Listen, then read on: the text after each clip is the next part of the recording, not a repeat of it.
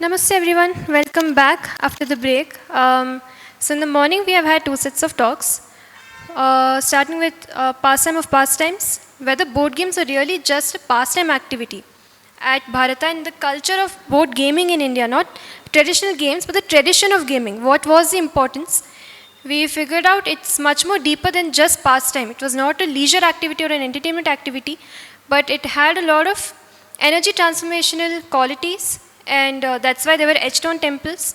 The significance of why they were on temples. We moved on to why games were part of our educational tools. They were considered as tools for education. So we moved to there. We explored the Meera beautifully put across how the entire process of gaming connects with the process of puja. So that also we explored. Moving on from the topic of education, actually getting deeper into the topic of education, we saw that the actual Gurukulam journey started for a child after the age of 10, 11, once the Upnayana is done. So before that, they were engaged in games and in other activities with their parents at home. So there was a different type of education happening after 13 and before 13. But does education start after the child turns 3 or 2, or does it start before that? And do games play a role before that? So that's the talk we are going to have next. I'm here to introduce Babaji, my guru, Shivakumar Shivnetra. He has authored the Garbha Gita, Blessing Before Birth, and Abhimanyu Effect, which speak a lot about prenatal sciences and Garbha Vijnana of Bharata. Babaji is our inspiration. He has guided all of us, me, Rishit, all of us from the Gurukulam. He is a mentor, and that's my personal introduction of him. As a person, he is great. As a person, he has done a lot, even in his corporate life and even in his spiritual life. There is a lot of achievements which I can't even start listing down. But today, with his qualifications of being a prenatal educator, a perinatal educator, he is going to be taking us all through a journey of what Abhimanyu Effect was. That's the topic of this talk right now. So, Babaji, I welcome you, Shivoham.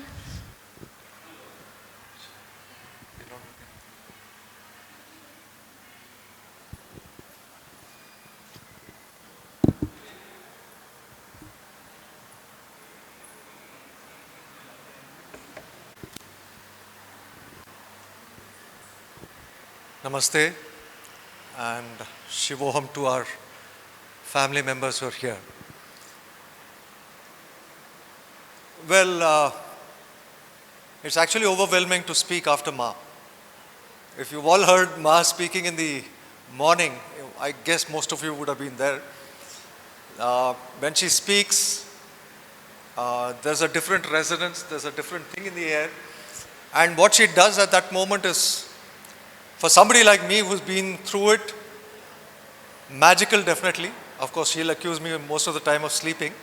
But the truth is that whatever I am today, largest part of what I am today is because of what Ma is. In fact, I can say the entirety of my last 10 years it's been Ma. I can't think of anything other than that. So I'm just about to start. The topic is Abhimanyu Effect.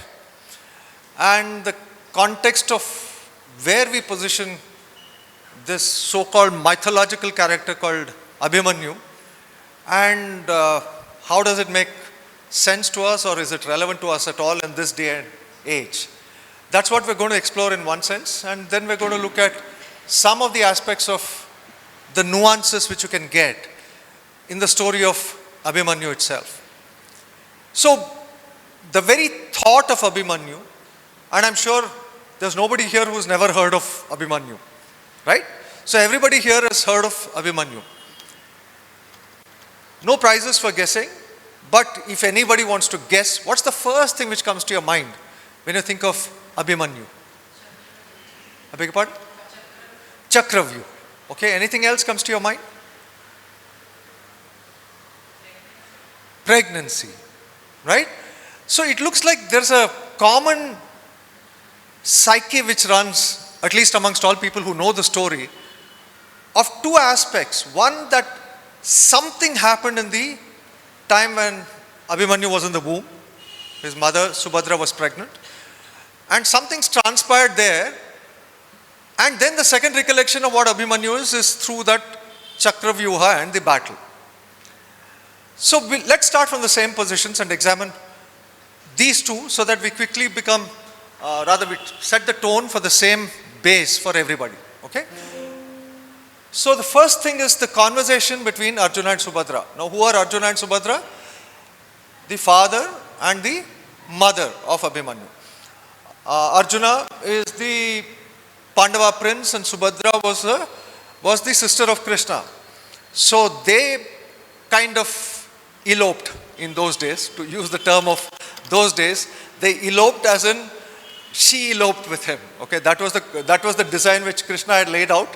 And quickly, the people around discovered that this guy who's come in the guise of a sannyasi is not actually a sannyasi. In fact, for those who know Kannada, there's a term called Arjuna sannyasi. मतलब जो चोरी करता है ना सन्यासी का कपड़ा पहन के उसको अर्जुन सन्यासी बुलाते हैं. The context is this. So Arjuna sannyasi, Arjun comes in the garb of a sannyasi, but then the guards recognize, see through it, and then the couple, that is Arjuna and Subhadra, elope. And thereafter you have the story progressing, wherein at some point of time, post their wedlock, of course after the initial hassles of overcoming what Balram the brother of Krishna was deadly opposed to this, whatever, lots of things in mythological myths, right? So we really don't know what happened there. So whether they're myths or not is another story, but not for the moment today. So what happened in the course of their lives was the arrival of Abhimanyu. And it seems to be a conversation which was there around the time of Subhadra's pregnancy, carrying Abhimanyu in the womb. And it's a narration or a conversation between Arjuna and Subhadra. And whatever was spoken at that point of time seems to have come into the awareness of Abhimanyu, who was there in the womb. And that was recollectable and came to be of relevance and use, in one sense, at a much later time in the course of his life. That said,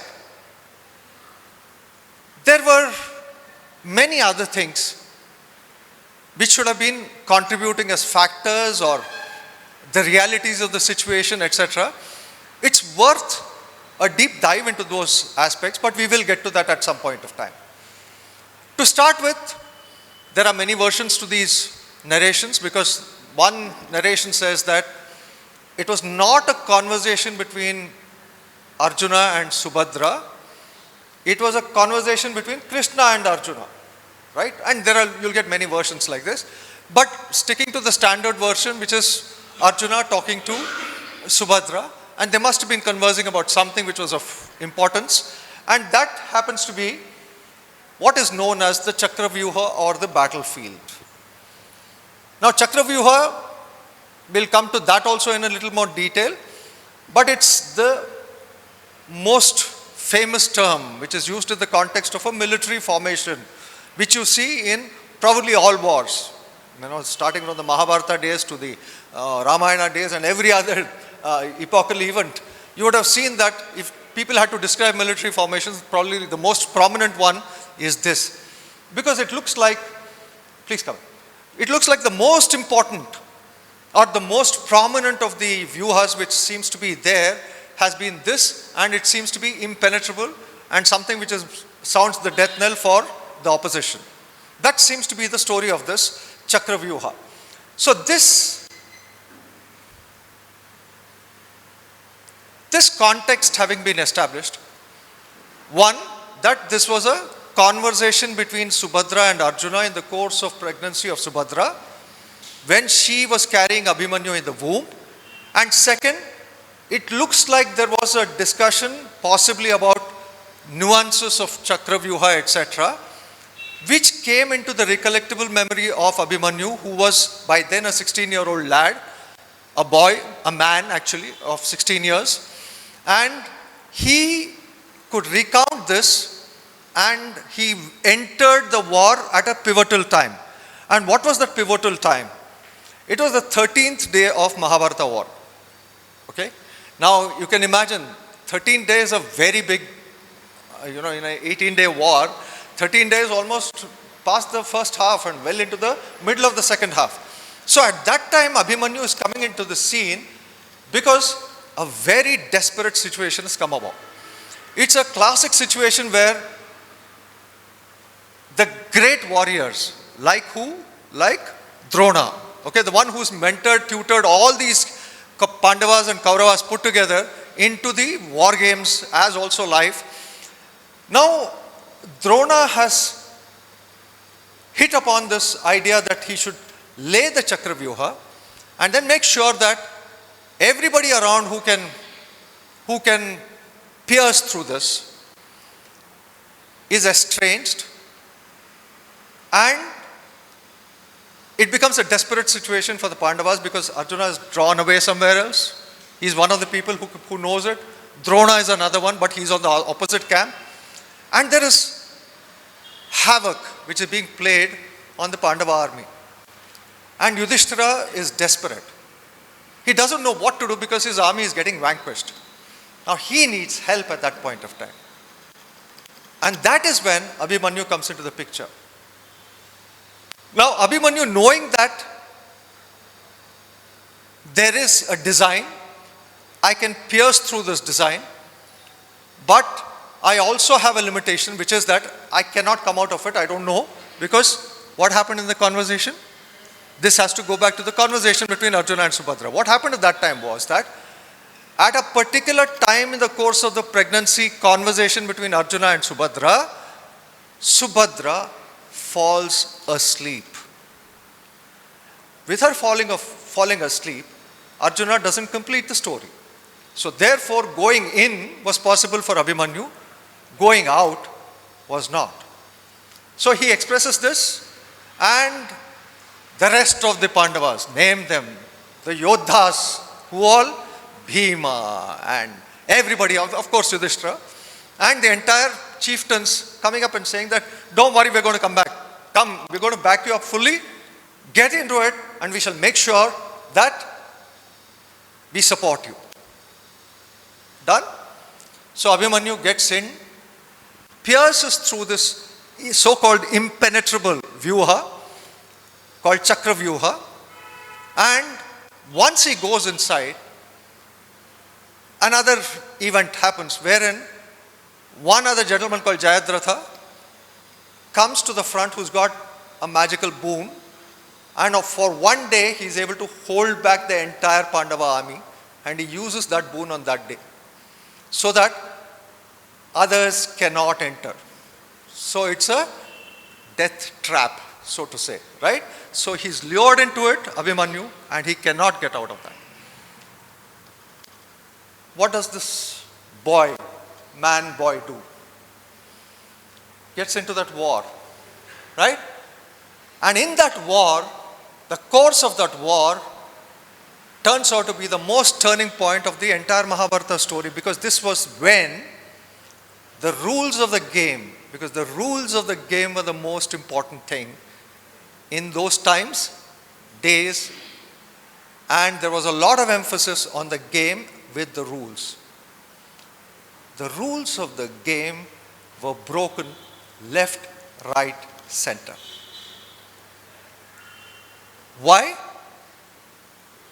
To finally end the prowess of this 16-year-old man-boy called Abhimanyu. It's a gruesome thing. Because if you come to think of it, at least about 5 or 6 top-notch commanders, who all? Drona himself. Then Kritavarma, Karna, okay? Equivalent to Arjuna, if there was a warrior or an archer, it should have been Karna, right? Somebody of that caliber. And of course, Shakuni. And who? Ashwathama, right? One of the powerful guys.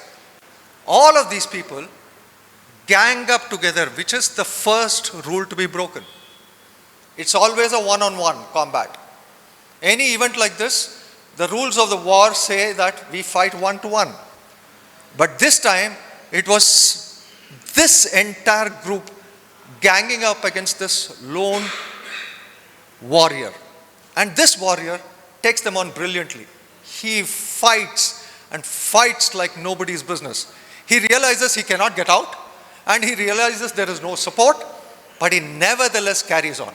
And that's the brilliance of who Abhimanyu was.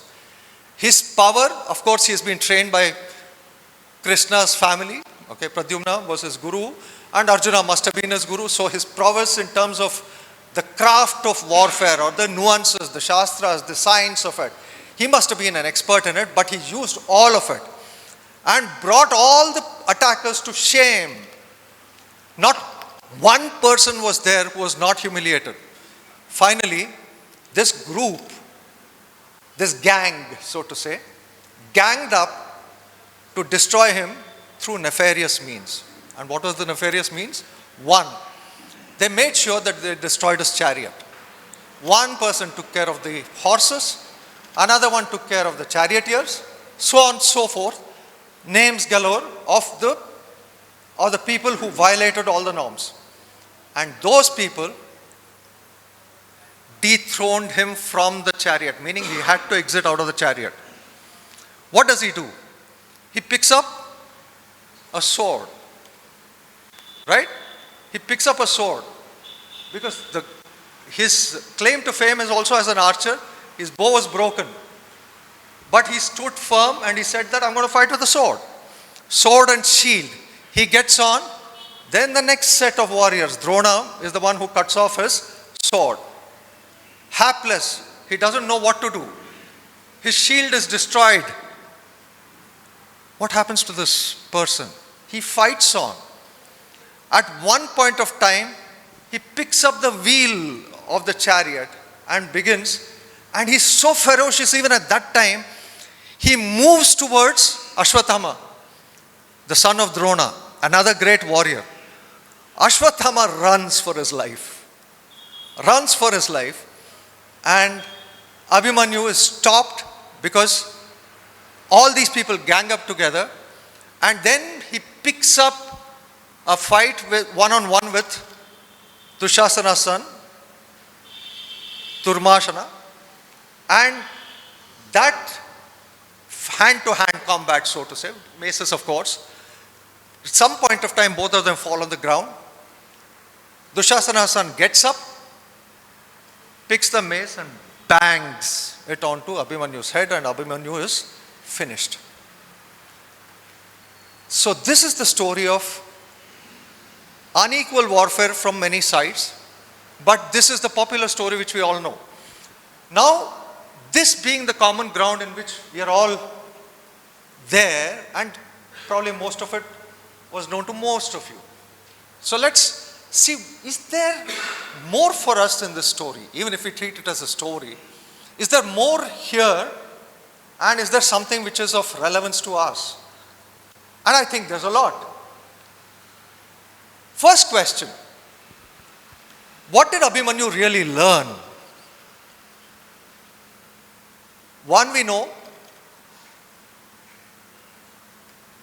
in the womb, he had learnt about the ChakraVyuha. He must have learnt probably many other things. Right? And he must have been there in the womb for a pretty long period as well, right? So ChakraVyuha, what is ChakraVyuha? It is a military formation. Formation of the way the army is laid out, like in today's context, where will the foot soldiers be? Where will the tanks be? Where will the long range guns be? Where will different types of equipment, as also men, how will they be positioned? In fact, this is something from recent times. Like you can see different formations which are possible used in typical armies in modern warfare. In the olden days, they used to be called vyuhas. So what does a vyuha look like? As you can see on the screen, it's pretty obvious that there are different formations, some looking like circles, some looking linear, some looking like spirals. So all of these seem to be the formations which are possible. So obviously he has learnt about vyuhas, and more particularly the ChakraVyuha. So Abhimanyu, having learned ChakraVyuha, is of importance. But in our context, we need to understand what is ChakraVyuha per se. Why is it so impenetrable? Why is it so profound? What is so absolute about this, that this is considered the most potent combination in terms of warfare? This is worth a visit. So let's look at this. What happens here? If you look at that, it's a labyrinth. Okay? This, if you see it in totality, this part of it, is there a pointer out? No, okay. Okay, it's okay, fine. So if you see the labyrinth there, this part can actually move around in a circular formation as well. Now that seems to be the uniqueness of this. One, it's in that formation, and it also seems to be moving around. So that seems to be a very powerful combination which is impenetrable. And if you look at it in a little more depth, you'll find there are two parts to this labyrinth, or the ChakraVyuha. You see there are two parts which are extracted from the bigger one. One which is what you can see as the inner spiral, okay, inner circular spiral. And then there seems to be the outer formation, which is also there. And the effect of the inner circle becomes impenetrable. In fact, typically the king or the most vulnerable person from your team will be in the dead center of this, so that nobody can approach him from the attacker's side, right? So that's the position, and this formation is continuously moving. And this formation is moving circular and taking different dimensions of movement as it moves. Just keep in mind there are 2 points there. One looks like a star, another one looks like a dot, probably a big enlarged dot. Okay? Just keep that in mind. We'll just come to this. The trap of the ChakraVyuha is brilliant because if you look at that formation with its circular movement, there is no way an attacker can get in. Because if he gets in whatever formation exists, this way where it's facing, let's say this is west, this is facing north, that is facing east, and this is facing south, any which way the apparent opening is opening up, you get in, you're still trapped. You're still trapped because the movement is circular. You don't realize how that circular formation is moving around. There is obviously some cueing and signaling which is happening. That cueing and signaling leads to a position where you go in and you're trapped. You go in and you're trapped. That seems to be the potency of ChakraVyuha. Therefore, even the mightiest of mighty warriors are caught in a helpless situations, which was the case of Abhimanyu. So the trap, but there's one, you remember the dot, that black dot which was there, now that's the white dot. That white dot seems to be in the same position through the 4 formations. As they open to north, south, east, west, you'll see that white dot seems to be in the same position. What are these? That's the interesting part. We'll come to that. If you want to crack the code of what this is and how to work this, there are some bits which were known to Abhimanyu. And the first which was known to him is that you cannot get into it on a singular basis. If you remember the previous one, you enter from anywhere, you'll get trapped. Okay? First of all, entry itself is impossible, because by the time you kill or maim or harm or create an opening, by the time you get to that opening, the opening would have closed. So what's happening? There must be some other strategy, some other tactic to be used. So what is that tactic? That tactic is that you cannot work on a single point approach while attacking the Vyuha to gain access. You need to attack from 2 points so that you create a wide enough gap for you to get in. And Abhimanyu mastered it. And it's very visible from the slide itself. You can see on the top, the single point approach leads to the arrows coming down and the closure of the Vyuha after the person enters, say, or tries to enter. And the second is the 2-point approach, where you attack 2 points of the Vyuha or whatever is the outermost formation visible to you. And from that, you create a gap wide enough and you enter. That seems to be the game. This much was within the awareness of Abhimanyu, and obviously there was no other lesson. Remember this, there was no other lesson on the ChakraVyuha for him ever in the course of his life other than what he had heard in his womb journey. Back to our case here, which is that this is the part Abhimanyu did not know. How to get out of that. So getting into that, he knew. Getting out of that was going to be a problem because he didn't know. His mother had fallen asleep and he did not receive that knowledge. So these 2 points which we had mentioned about earlier, the star and the circle, are 2 important points in this entire formation. The star takes care of the spin. Remember, it's a chakra, it's a circular thing, and that circular movement is going on. So in the course of that circular movement, you need some pivot or some point from where this movement is getting orchestrated, right? So if you want to draw a circle, you find the center and then you pivot around that, right? Exactly, something like that. You need some person to guide this entire formation in that format. And that spin, the spinning aspect, is taken care of by that star. The circle is the inner core.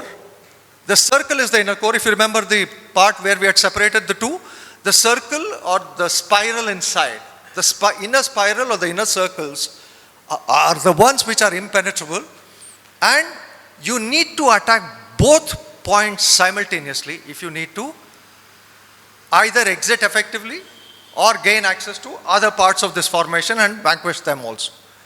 That's the key to break out of this. And this was not known to Abhimanyu. Now this aspect becomes crucial because his life was dependent upon others backing him. Their entry was prevented by the very nature of the formation. Using that knowledge, he has come inside, but he doesn't have enough knowledge to go back outside. And this is the critical part. So what Abhimanyu knew and what he did not know, encompassing both, we now enter that realm of what is this formation, or what are these formations, and what are these? First of all, the term Vyuha. What's a Vyuha? It looks like, it could be looking like this or it could be looking like that, and there could be multiple other combinations of Vyuhas. So what is a Vyuha? A Vyuha, if you want to use a simple term, it's a view. It's a view of what? It's a view of something very important. So you're getting a particular pattern which is indicative of many things, many possibilities or many combinations, and such combinations will look like this. But what seems to be the game is that there is a pattern in every one of them. There is no formation without a pattern. Now the pattern might be perfectly symmetrical, like what seems to be the case on the left, right? The one on the right does not seem to be as symmetrical as the one on the left. So it might be symmetrical or asymmetrical, but nevertheless there's a pattern in it. So different patterns are used in formations for military, and the formation of the armies and their movements is closely coordinated by certain people, and those people sitting in vantage positions will get this formation to work to the advantage of one side of the army and to the detriment of the other, the enemy army. This becomes really an important thing if you understand that ChakraVyuha was also a pattern, and that pattern somehow laid not just the greatness of Abhimanyu, brought his greatness as a hero boy, hero man who came into existence and did something unparalleled by any other warrior in the course of Mahabharata war, at the same time was killed brutally, and that pattern also led to his downfall. So that kind of gives us a clue that there's something more than what is visible. Something a lot more intricate, deep, and because we are in this gathering, let's be bold enough and call it spiritual psychology. But for those of you who really want to know of this, this is the science of Bharata. This is the essence of what our rishis have given us. Manovigyana, I'm sure you must have heard, and you will continue to hear through these talks as well. The science of the mind, if you want to loosely translate it, it's much more than that. Even as a loosely translated science of the mind, today there are a lot of Western scientists, and including neurologists and people who are involved in the brain, they speak so eloquently about what's there in the Indian scriptures, which gives you details about the functioning of the mind. In fact, in English and in psychology, the only description you have of the mind is the functionalities of the mind. Mind does this, mind does that, mind does X, Y, Z things, but you do not know what the mind does. There's no definition of the mind. Go through any dictionary, go through anything. But what is really fascinating is that these vyuhas are as patterns which are visible in the psyche of human beings. I'm using some of these terms in a very conscious way. In the psyche of human beings, as also in the course of lives of people. So the personality of a person, as also the transactional things which we do in the course of life, seem to be getting orchestrated, and that's why spiritual psychology becomes a very, very important thing. Because am I playing something to a pattern in the course of my life? It's a good question to ask. Maybe we need to explore that. So this is vyuha in spiritual psychology. So it's not just in warfare, but in the game of life, or the war of life, if you choose to call it that. It becomes even more relevant to understand that what's this thing which is kicking and causing things to happen within me, and also causing me to act in certain manner, in certain patterns with others. There must be something else which is causing this. So that possibility, if you open your mind to, that's where you enter into the realm of spiritual psychology, and a vyuha as a possibility of viewing things which has emerged from where? How did it emerge? How did a vyuha come about? That's the important thing. That's kind of the juice of this. That's the essence of this, if you ask me. This is why the knowledge from Bharatiya scriptures becomes so powerful, because they give you insights beyond anywhere else. And this insight, how did Abhimanyu learn in the womb? There must have been certain things which are happening there, and whatever is happening there, there must be a certain set of enablers, and possibly things which can also not enable. Let's use that term. Okay? So some things which are enabling, and some things which are not enabling, and a combination of both. And I love to use this term, and I call it confluence. Not my original, but somebody else had used this. It seems to be a set of things which are coming together. We are so used to thinking of everything in a very linear way, right? Why did you come here? Because there was an advertisement and you saw something and you came for this meeting, right? So it's linear. I saw the advertisement, I went, I paid up for that, and I walked in, and I've come, taken a bus or an auto or my car, driven down here, and I've come in here. That's a very linear way of approaching it. 1 million things could have happened in between, right? Starting from changing of your mind, through an accident on the road, through rain coming, earthquake happening. None of those happened, but only this thing happened, right? To think of this as a possibility which is not linear, but multilinear or multipolar, is opening up of your mind to that game of possibilities. Let's begin this journey of trying to decode what Abhimanyu's, what journey? What's the term used here? Wow. Prenatal learning. Is that a possibility? That's also something which we need to explore, right? Is it possible? Is it just hearsay, or some people calling it as a possibility, but we really don't know whether it's there or not? So I think this is where it's worth a visit again. So let's look at the factors. Now, these are contributive factors or confluencing factors. Okay? Confluence is when many things come together. So one, or probably the first of the things which we are going to list down, seems to be what is called as Shraddha. Now you'll notice that all of these have a very special dimension to them. Okay? Now Shraddha, common term used in Indian context, all vernacular languages will have it. Shraddha is what? Faith, right? Faith, trust, whatever you want to call it. In the context of where Subhadra was, in a pregnant state with Abhimanyu in her womb, listening to what Arjuna is speaking, there's a set of cascading things which have come about, which fall within the category of Shraddha. The first of which can be faith. The other aspect, probably equally important, is what we call as concentration. That power to grasp and concentrate so that you absorb everything which is being said. Both factors combine to create this aspect of Shraddha here. Now, Shraddha of who in the context of whom? Subhadra in the context of Arjuna. Abhimanyu in the context of Subhadra and Arjuna.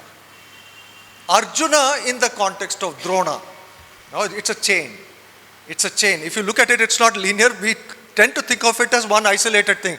Arjun ने बोल दिया, उसने सुन लिया, उसके बाद उसका ये हुआ. It doesn't work like that.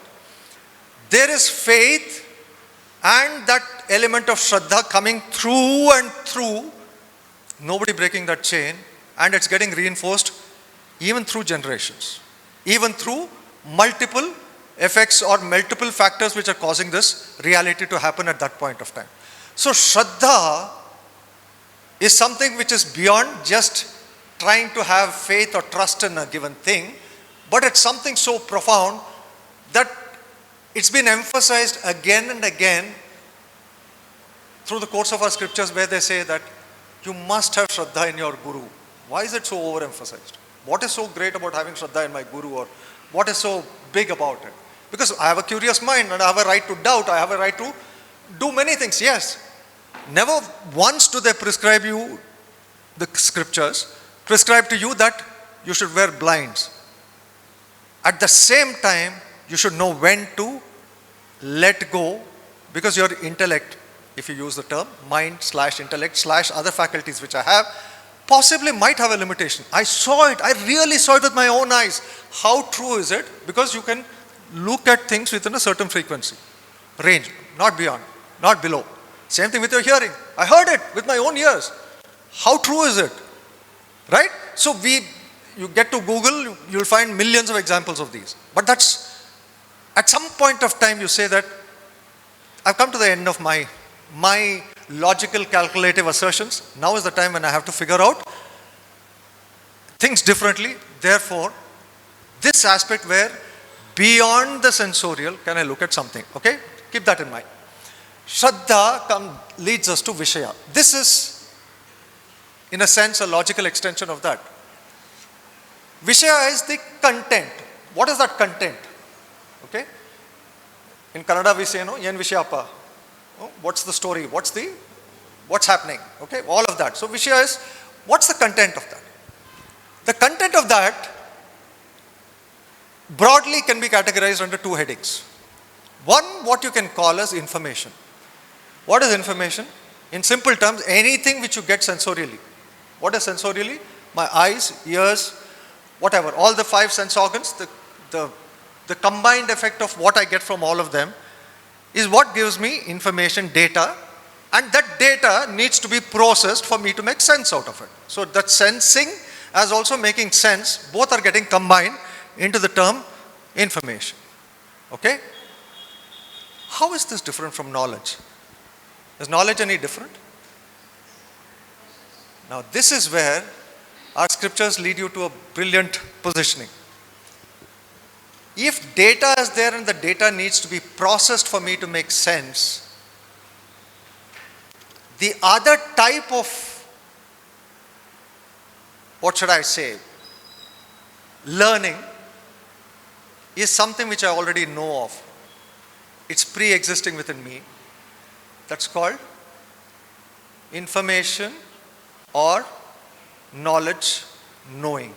Now this seems to be something which I have within me, and that, because it comes into my awareness, I don't need to process it at all. I'm just awakening into it, and therefore it was already a priori, pre-existing within me, and that is just getting enlightened, coming into the light of my knowledge, of my knowing. Now what category did that conversation between Arjuna and Subhadra fall under?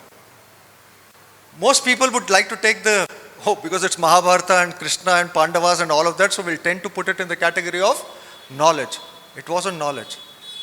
It was something very sensorial in one sense for Subhadra. Her senses went to sleep. What happens when you sleep? Your senses also go to sleep. They forget to function. That's the difference between the waking state and the sleeping state, right? Your sense organs are not functioning. And that leads to a cascading impact on the mind, etc. So now you have a reality where whatever was coming to the awareness of Abhimanyu, who's in the womb, was getting information through the conduit of his mother, and his mother, who was receiving the information, unplugged at some point of time. This guy was depugged. So he didn't have any choice but not to get anything further.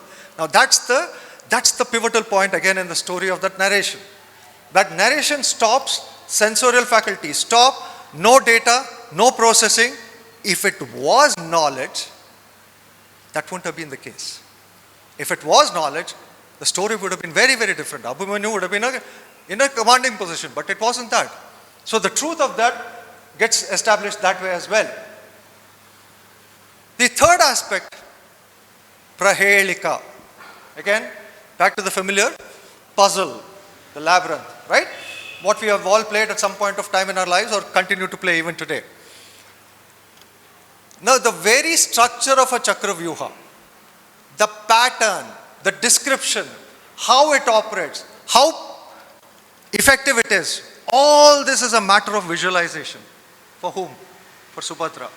For Arjuna, he has learnt it and he has practiced it possibly in the course of his life. But for Subhadra, a first-time listener, and she's visualizing this, and the patterns are forming, visualizing, creating more and more structures within our mind plane, etc.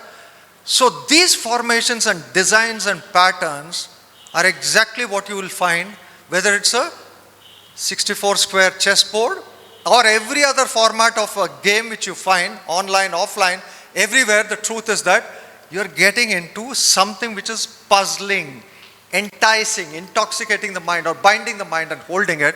Exact visualization happening in the context of Subhadra. Story, it hardens. So from Shraddha to Vishaya to Prahelika. Prakriya. What is Prakriya? The process by which she is absorbing and getting it. Okay? The process, all of this visualization, all of this environmental aspects which are there, the process, in the way the narration is happening, the way one aspect unfolding leading to the next, it's a very gripping, very, very enticing thing. In fact, I'm sure that all those who are in the world of games, be it computer games or in the world of board games, the entire thing is how do you grip the mind and understand the process of the mind and lead the mind. Entraining the mind is the term which we very often use, right? How does the mind get entrained? What are the aspects which work there? Now, all of these aspects as prakriya, the process in which it worked, the sequencing, the positioning, and leading to that confluence, that ultimate confluence. That is the prakriya process. For Subhadra, again, very well positioned in the course of life. She's a princess, remember. She herself is a princess and the sister of Krishna. Very empowered by herself, very learned, very capable, and her capabilities far exceed most normal people. So from that positioning, that knowledge, that visualization and the process, the continuing step by step, dreaming, visualizing, putting patterns, everything is leading her into a very ecstatic state or a very, you can even call it a numbing state. Okay, let's think of it. Numbing leads me to avastha, which is the next of the factors. What is avastha? Now there are many definitions of, or many stages or many phases of existence. Okay, in simple terms, you know that I am awake now and I can see many of you falling asleep. Left to yourselves, we'll probably forget the yawn, but find the pillow, get to bed and do the necessary things, right? But sleep seems to be one state of mind. Staying awake seems to be one, and the difference between the two, we just spoke of it briefly. My senses and my mind are very active when I'm awake. When I'm asleep, obviously, The senses are not awake, but something's there in my mind, maybe, I don't know. But there's also a third thing which gives me a clue that probably my mind is somewhere there. Maybe I'm getting dreams, right? So that dreaming state is also a recognized state of existence, right? Now these are avasthas. Now in what avastha was Subhadra in? That becomes very important. Why? The state of Abhimanyu is constant. He's in the womb. For those of you who are aware of what prenatal existence is, that state seems to be one continuous one. I'll come to that in a moment. But the context of Subhadra and Arjuna, Arjuna was wide awake, right? There's no second thought or opinion on that. Arjuna was wide awake. What about Subhadra? Subhadra is in a transient state. Okay, there are terms called hypnagogia, hypnopompia. Okay, that hypnagogia is one when from wakefulness you're getting towards sleep. So this, in books of psychology, you'll find it as a hallucination. It's probably an okay term, but it's more than that. It's leading you away from the wakeful state, but giving you certain imagery, which I will disown when I'm awake, but is my reality when I'm in that transient state. Same way I can disown my dream, but for me it was a reality when I was dreaming about it, right? After I wake up, I can disown it. But when I was in the dream, the dog which came chasing me was the reality of my life. I had to sweat and get out, and sometimes I wake up sweating for the same reason, right? So that's the truth. So I cannot get away from the truth that at that time, in that space, it's a reality and a very true reality of my existence. Subhadra was in that transient state because she fell asleep. So at the initial part, she would have been like the eager beaver. Bataiye, bataiye, bataiye. Yeah, I want to know more. Yeah, that's fascinating, exciting. Somewhere the mind is taking a dimension of numbing out. That's why I use the term numbing out possibly. It might have numbed out and just led her to sleep. Right? So that is a powerful state in its own right. So her avastha of being in the transient state, we need to recognize. Okay? In the course of the collage of factors which work. Shakti. This might be difficult for us to believe, but actually it's very simple. You know that some kids are prone to drawing and painting. There are some kids who, for their life, cannot paint. Same thing with science and arts, right? Some kids get math, some kids don't get math. It looks like it's kind of designed into you or plugged into you. So the story here is, there is a certain essence of Shakti or energy which is there within you. How do I know this? I know it from my common example. Two children, two twins, let's take the extreme example. One kid likes a particular thing, the other kid doesn't like a thing. Or one kid takes to math, the other kid takes to some other subject, let's say. Why this comes about is because there's an innate power or innate Shakti, and that kid will be very good at it. Same way, through narrations of Mahabharata, etc., you'll find many of them. What was it? One. You have Bhima. What's he? Vayu Putra. Right? Same thing for Anjaneya also, or Hanuman. Pavan Putra. So they have the strength of wind. And the power of wind is such that it can cause cyclones and typhoons and hurricanes and what have you. So it's really a powerful thing. So that kind of a Shakti was there. Who was Arjuna? Indra's son. Right? That Shakti of Indra was there in Arjuna. So on and so forth. Now what was the Shakti of Abhimanyu? Now Abhimanyu, very interesting combinations.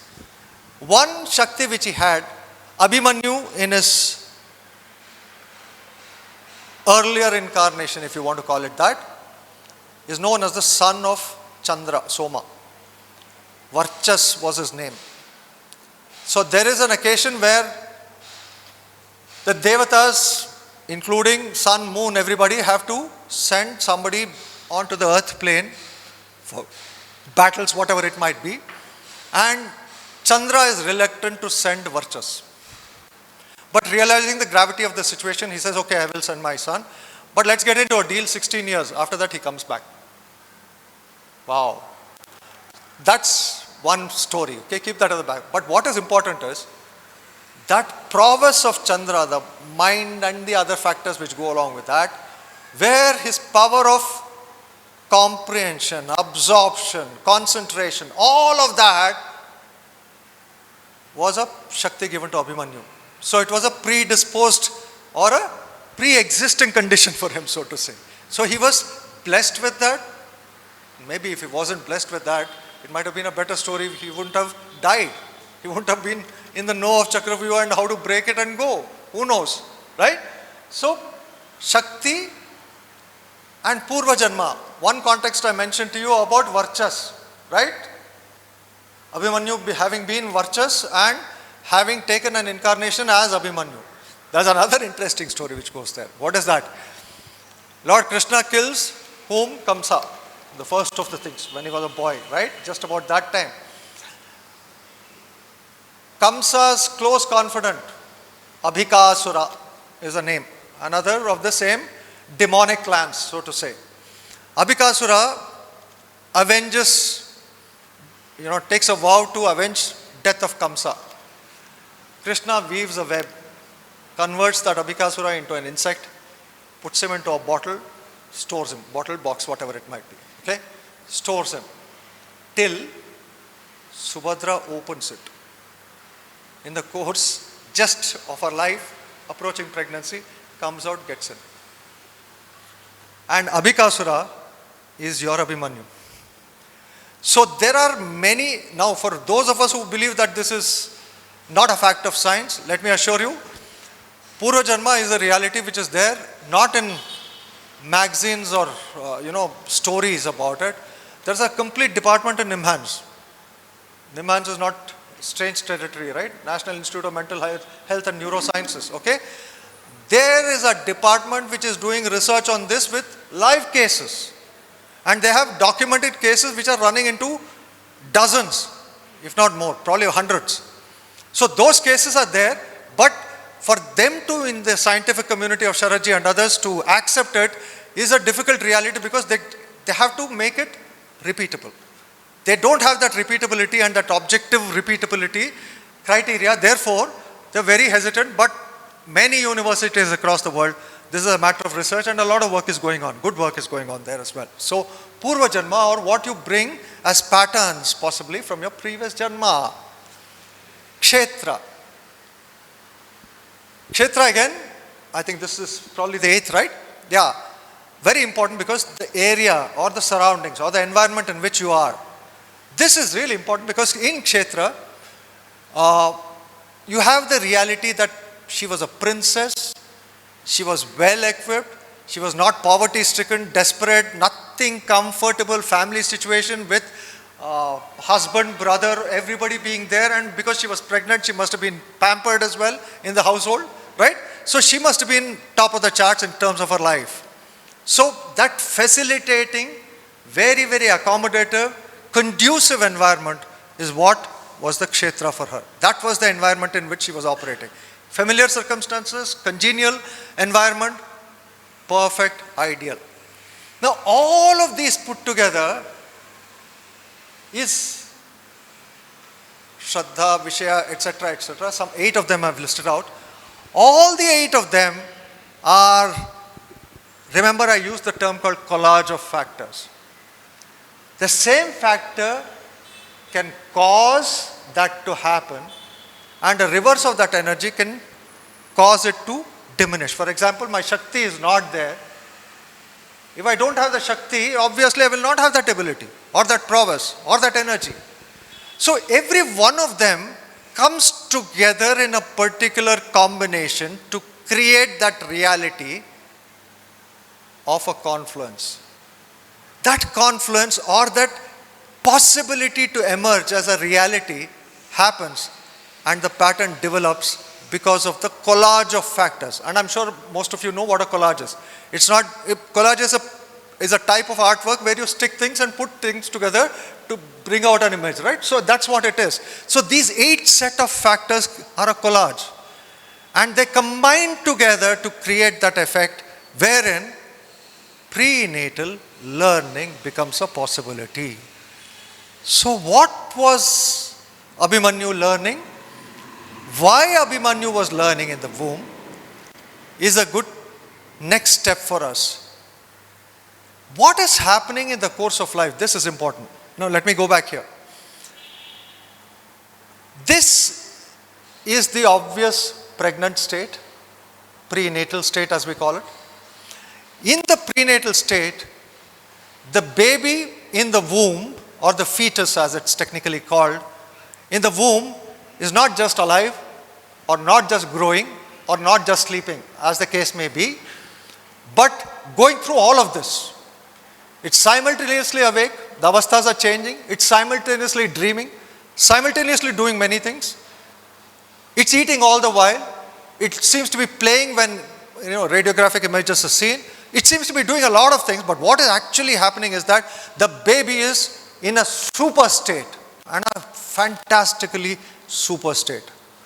Because what I know of the prenatal state through modern science, I'll come to that, is that this is one of the most profound periods. And in that period, what happens is much beyond your capability and my capability as an adult who's lived life and in the waking state. I'm putting some qualifiers. Okay, in these realities, I do not even have that power. I'll just throw a number at you just to give the stark difference between the two. If you and I sitting here pick up 40 bits of data, what's the data point? My color of my shirt, the tone of my voice, the way I'm moving my hands, sound of the generator or something else, or your neighbor snoring, right? So any one of them is a signal for you. I, as an adult in this state, pick up 40 signals per second. That baby inside the womb picks up 40 million bits of data. Okay, so that's the scale difference. Where is 40 and where is 4 crores? So there's no comparison of the prowess or the ability of that. So therefore, learning is an inevitability inside the womb. Now this is something which we have to recognize. The baby has nothing to do but to learn, no option but to learn. The baby in the womb is programmed to learn, or designed to learn, or exists to learn. It has nothing else to do there but to learn all the while. And that input, it's like a mixie, right? What happens if there's a mixie with no feed in the jar? It'll kaput, right? So you have to put something. So if the mother doesn't give, father doesn't give, or somebody else doesn't give, the baby will pick up something from the environment. That's where we come to this story. How is this blueprint? I'm calling it the term blueprint for a very deliberate reason again. Why is it creation of a blueprint? What are the components to that? Look at that. Start from the left-hand side. Thoughts and intentions of parents. Top of the chart, right? Thoughts and intentions of parents. Parents have the closest connect to baby, both physically, genetically, spiritually, every other way.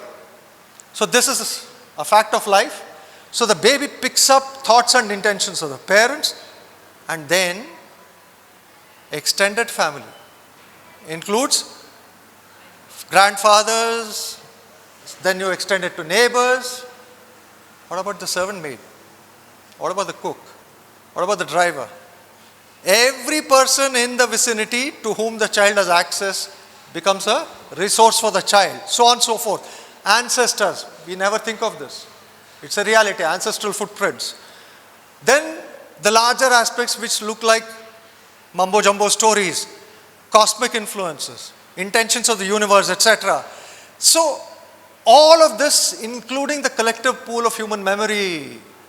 There's a pool of memory of human beings, okay, which stays on. This is another facet of science. What is memory? Where is memory? Nobody knows. It's thought of as inside the brain. It's not inside the brain. It's something else as a faculty. So what is memory? How is it generated? How is it stored? Are interesting facets of research in the world of science. But there is a collective. What is important is, I learn all this in the language of geometry, frequencies, pictures, patterns, sequences, algorithms, and data structure. This is what the baby is doing. This is what is called as prenatal learning. A fascinating period of life, and all these things are going around to create possibilities for me, which finally get stamped into me as a blueprint. And that few months before conception. So even before the father and mother have slept together, the baby has come into existence. So in that energetic format, the baby is already there, and the learning happens through this entire golden period of roughly about 1100 days. How much time do I have, ma? 3. Okay, let me fast forward now. Whether you like it or not, we are all primed to learn, right? Even before I come into the world, even before I physically arrive as, within quotes, my date of birth, I've already existed. I've existed, I've learned, I've done a lot of things in the course of my life. And possibly, when I understand the context and the implications now, a very powerful period which beats every other period in the course of my life. That learning capacity, I will never get it again, other than in the golden period. And pregnancy is primed for that. Infancy is primed for that. So this, what I see as the end result in who I am as a user, I know that there is an application behind that. I know there is a code behind that. There is an operating system behind that. And of course, there is the supporting hardware, infrastructure, etc., etc. All of it has to be there in place for something to emerge. That's the brilliance. So this mechanism, if we understand, it's a fact of life and a very powerful factor of life in the course of pregnancy, and what I as a human being am capable of, and what is the orientation, design or purpose in the course of my life. Both of them get revealed. Whether it's revealed to you consciously or not, they will operate in the course of your life.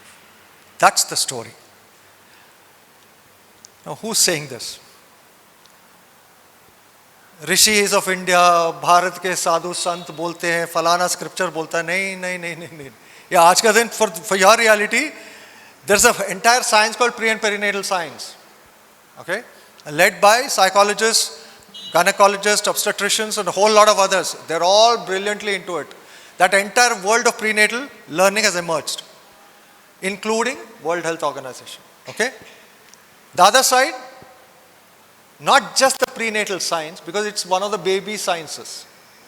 The advanced sciences of the world of the last 100 odd years, including quantum sciences, are affirming this connectivity or the interconnectedness and the web-like structure of everything. Reality is getting redefined, possibilities are getting redefined, who we are, what is there, what is possible, everything is getting calibrated in a very different manner in the world of science over the last 100 years, more so in the last 20, 25 years. Right?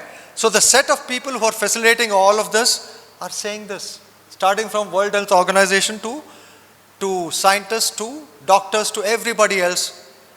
That's why the womb, the term used for the womb is, right?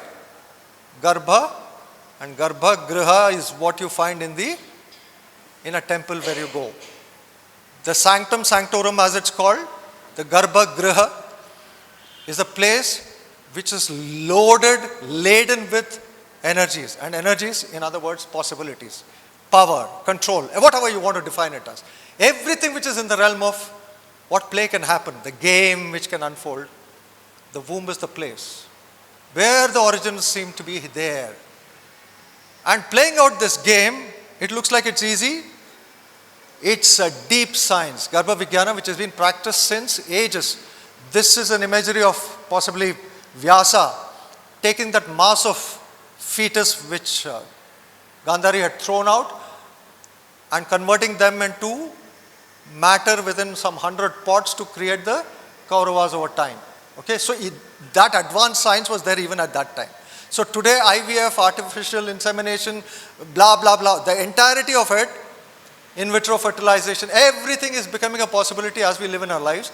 But if you stretch your imagination, you don't know, maybe this will become a reality or in the future as well. So it's been a profound science. And this gentleman, my good friend called Rishi Pippalada, now most venerated saint of India, sage of India, Rishi Pippalada, he's written an entire Upanishad on this. And it's, what is an entire Upanishad? On an A4 printed paper, you'll get it in less than 1 page. But that contains the knowledge of everything, because it's part of what is called as Moksha Shastra, and it gives you the entire course of prior life, this life, next life, everything, and how fetus develops, embryology, fetal development, fetal psychology, epigenetic influences on human beings, not just the genetic, but beyond the body, beyond, do other influences operate? How do I know pollution is affecting me? Not just because it's affecting my genes, it could be creating some other things. So what are the epigenetic influences? Sound, music. These we just know of anecdotally, but the fact that those epigenetic influences speaks of that, spiritual heart, so on and so forth. All of it brought forth brilliantly. What has all of this got to do with board games? We are here in a seminar on board games, right? So is there something which is there about board games? Is there something which is of a link? बहुत कुछ तो बोल लिया हम लोगों ने, आप लोगों ने सुन भी लिए. But what has Abhimanyu got to do with this? Just come to think of it. Life in an unconstructed, watch my words, please be there with me for the next 2 minutes. Life unconstructed is a random set of happenings and I just flow with it. Right? I don't know why I took this job. I thought it was my choice, but why I got married to this guy, why I did this, why I didn't do this. It seems to be a set of things which are randomly happening and I'm just getting carried away in that flow. The other way of looking at it is, maybe there's a pattern in it. And I have my own pattern which syncs with that pattern. And a set of patterns are being played out. So maybe this is a game. Maybe this is a Leela. That's a term used, right? So the name which we have for Leela Gurukulam must find a place in that context. There is a Leela happening and that's our Devi. The Leela and the game of life, and there are certain prescriptions which go with a game, right? You will find all of it happening. There must be a design. Abhimanyu picked up for these 3 reasons. The content, Vyuha designs are human mind patterns. So what is going to be my predominant state of mind? My patterns which will be there in my mind and which will dominate, influence, cause, narrate, force in many ways is what seems to be a pattern. So that human mind pattern is the content. So as gamers, what gamers? Board gamers, computer gamers, whatever it might be, you recognize the importance of this. This story is a narration of one classic human mind pattern, and a very powerful one at that, which changed the course of history. Okay, we view Mahabharata as history. It changed the course of that war and therefore the course of history. That powerful a pattern. The process, we went through that. 8 factors which have to confluence. And what does that do? A powerfully packaged learning environment. The baby has nothing to do but stay in the womb and learn. It's primed to learn. It's for me. If I know more about it, if I can learn about it, if I can apply the rules and the equipment which goes. So whether it's pawns or other supporting things which you get in the course of a game, every one of them are either physical or other kind of infrastructure which I get, things which go with the game. So there's a board, there's a design, there's a pattern, there are rules, there are supporting things, all of it. And this, why it becomes closest to board games, is because this is a possibility which is most enhanced through human to human contact. Okay? Because it's so profound as a learning experience because of the interactions between human beings. The conversation happened through human to human interaction amongst the people who were closest to him at that point of time. They call all the factors. Uncle, father, mother, the person who subsequently supported him, Pradyumna, also Krishna's brother, so on and so forth. Everything, beginning to end, the prenatal journey itself, such a power-laden process, it had to get into him. There was no choice. So what are the kind of influences we are creating? What is it that we are doing in the course of life? If I get to know that this is the overwhelming part of influencer for the rest of life, the game of life, the board, the rules, the design, the supporting accompaniments, every one of them, this is the game. Therefore, these questions. What have each one of us learned when we were there in the womb? My child who's already there, what did my child learn when it was there in the womb? And the babies, I don't know which battery is running low. So I guess we'll have to. Yeah, in any case, I think this is the last slide, so it does. It's okay, it doesn't matter. So, the babies which are going to come, which are now in the womb, or which are going to get into a womb state, what are they learning? If life is going to be a game played in the world called a board of real life, what are we doing as you and me who've been through the womb journey, as somebody who already has a child and therefore facilitated one human life or more, and what am I doing which is of a larger consequence to the entire world? This is where I'm going to leave all of you, the Abhimanyu effect. So the conscious knowing about this becomes a possibility unfolding in my mind. What I thought of as hearsay, what I thought of as a possibility, a mythological story, all of that can convert into something of a huge essence and relevance, not just for me, my sisters, brothers, my child, my neighbors, and the whole world. Thank you so much for this patient hearing. May God bless you all. Shivoham.